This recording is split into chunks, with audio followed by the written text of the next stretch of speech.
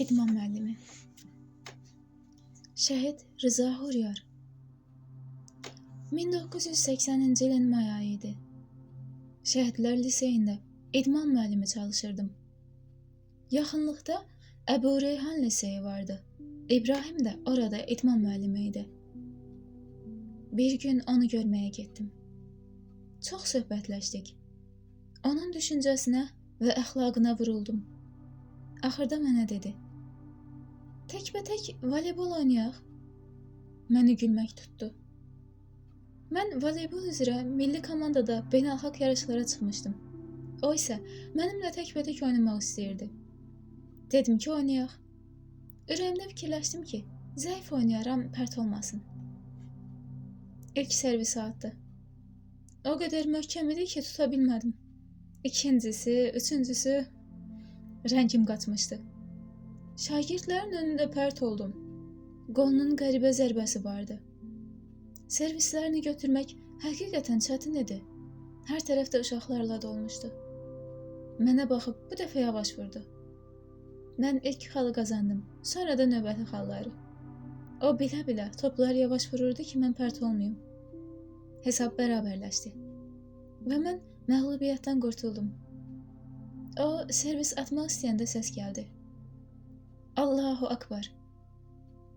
Günorta azanı verilirdi. Topu yerə atıb, üzü qibləyə dayandı və ucadan azan verdi.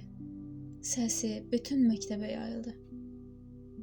Uşaqların bəzisi namaza, bəzisi də evinə getdi. O, həyətdə namaza başladı. Uşaqlar da arxasında dayandılar. Hamımız ona iqtida etdik. Namaz bitəndən sonra yaxınlaşıb mənə əl verdi və dedi: "Ağa Rıza, rəqabət rəfaqətlə olanda yaxşıdır." Qeyd. İdmançı komandir Rıza Huryar kar olmasa da, İnqilabdan öncə karların voleybol komandasında beynəlxalq yarışda iştirak etmiş və komandaları birinci yerə çıxmışdı. O, Kərbəla 5 əməliyyatında şəhadətə qovuşmuşdu.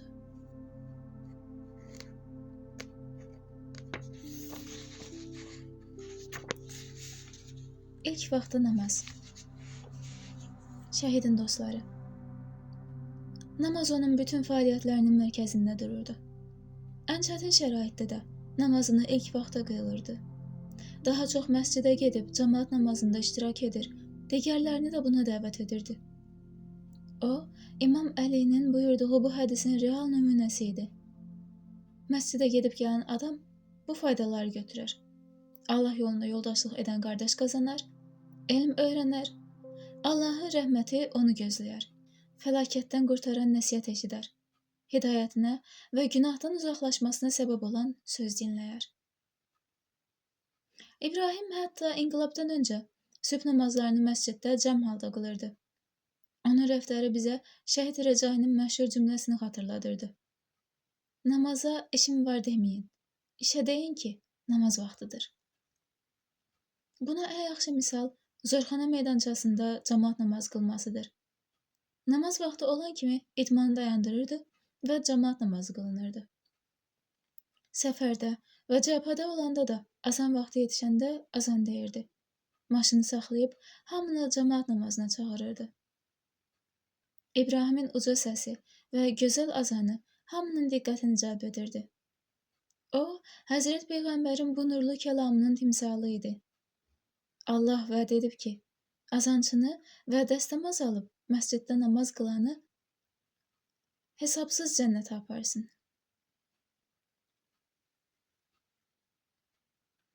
Gənclik çağından özünə bir əba almışdı və çox vaxt onunla namaz qılırdı.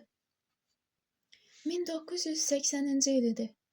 Bəsicin proqramı gecənin sonlarına qədər davam etdi. Sübh azanına 2 saat qalmış uşaqların işi bitdi. İbrahim uşaqları toplayıb Kürdistan xatirələrindən danışmağa başladı. Xatirələr həm maraqlı idi, həm də gülməli.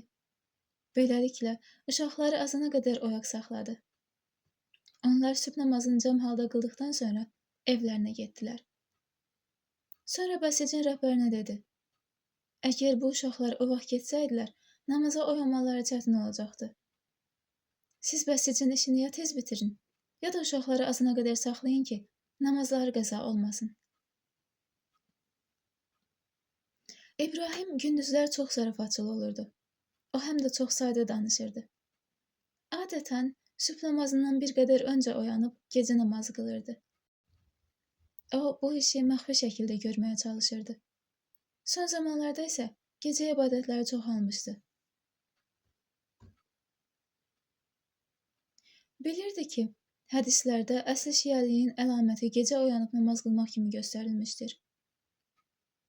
O, Kumeyl, Nüdbə və təvəssül dualarını, hər gün sübh namazından sonra isə gündəlik dua və ziyarətnamələri oxuyurdu. O və Cəalna qeyd, Yasin surəsi 9. Biz onların önlərinə və arxalarına sədd çəkib gözlərini bağlamışıq. Buna görə də görmürlər. Ayəsini həmişə özümüzümə edirdi. Bir dəfə dedim, Ağa İbrahim, bu ayə düşmən qarşısında qorunmaqdan ötürüdür. Burada düşmən yoxdur axı. Mənalı tərzdə baxıb dedi. Şeytandan böyük düşmən mi var?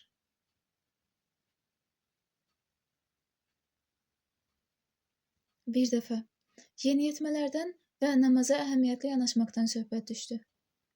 İbrahim dedi, atam dünyasını dəyişəndə çox narahat idim.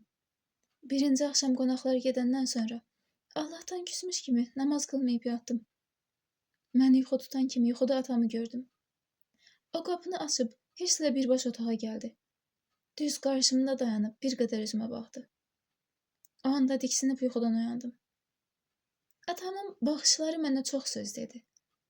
Hələ namaz qəzaya getməmişdi. Ayağa qalxıb dəstəmaz aldım və namazımı qıldım.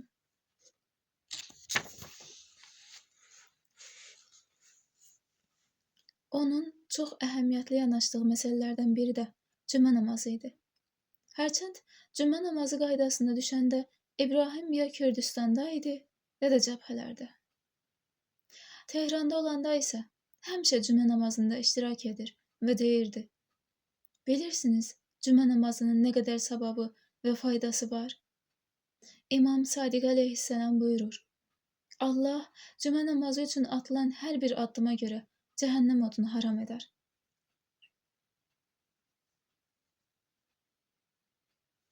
Oğru ilə rəftarı. Abbas Hadi. Otaqda oturmuşduq. Qonağımız vardı. Birdən küçədən səs gəldi. İbrahim tez pəncərədən baxdı. Bir nəfər onun yeznəsinin motosikletini götürüb qaçmaq istəyirdi. Tutun onu, oğru, oğru! Bunu deyib tez qapıya qaçdı. Məhəllə uşaqlarından biri motosikletə bir təpik vurdu. Oğru motosikletlə birgə yerə yıxıldı.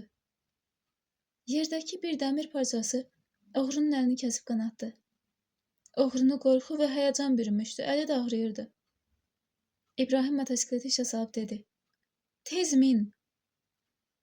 Həmin motosikletlə poliklinikaya getdilər. Orada əlini sarıdılar. Sonra birlikdə məscidə getdilər. Namazdan sonra onun yanında oturub dedi. Nə üçün oğurluq edirsən? Axı, haram pul, oğru ağlamağa başladı.